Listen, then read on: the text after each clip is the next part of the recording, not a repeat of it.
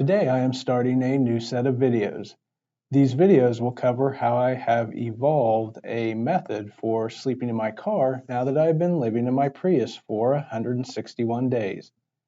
This video looks at how I initially created a comfortable sleeping platform in the very small 3-foot wide by 6.5-foot long space that is available in the back of a 2010 Toyota Prius.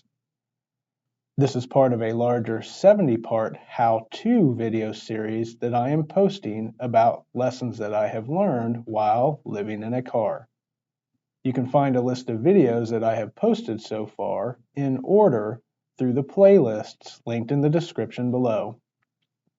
The first thing that I did when I decided to move into my car was to design and build a sleeping area.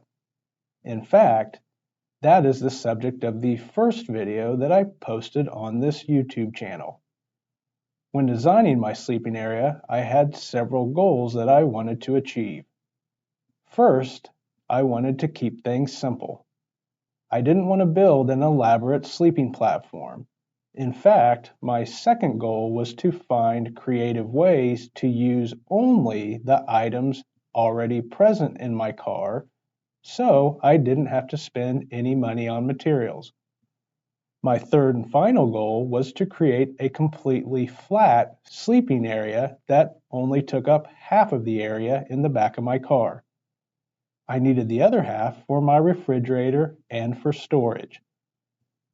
To create the sleeping area, I started by folding down the back seats to determine how much space I had to work with. The area was wide enough, but I needed an extra foot of space to create a long enough sleeping area. I am 5'10", so I wanted an area that was roughly 6.5 feet to ensure that I had adequate room to stretch out. I created the extra length by removing the seat cushion from the back seat and squeezing it between the front seats and the folded down back seat. That added almost a foot of extra length in the back area. Unfortunately, with the seat cushion removed, there was nothing to hold up the back seat and create the level area that I needed. To solve that problem, I used a couple of things that I needed to find storage for anyway: the spare tire and the jack for changing tires. I had removed the spare and the jack from the rear storage area compartment to create a storage area for tools and other items that I wanted to bring in my car. So, I needed somewhere new to store the spare and the jack. To solve two problems at once, I used the spare tire and jack to level the sleeping area. To do that, I devised a system where I put the spare tire under the folded down back seat with the jack underneath.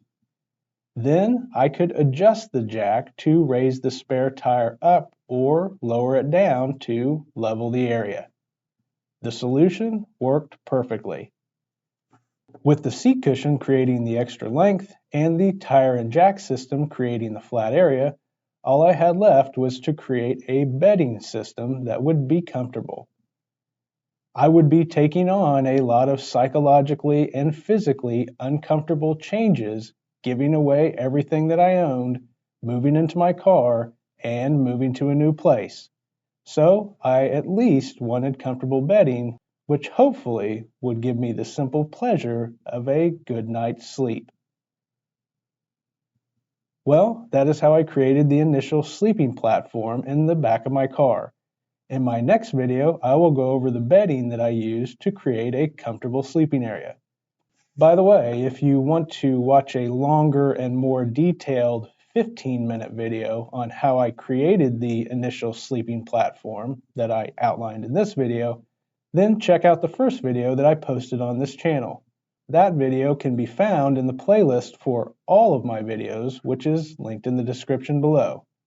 I didn't figure out how to use the jack to level the spare tire in that video. That is something that I figured out after sleeping in my car a few times.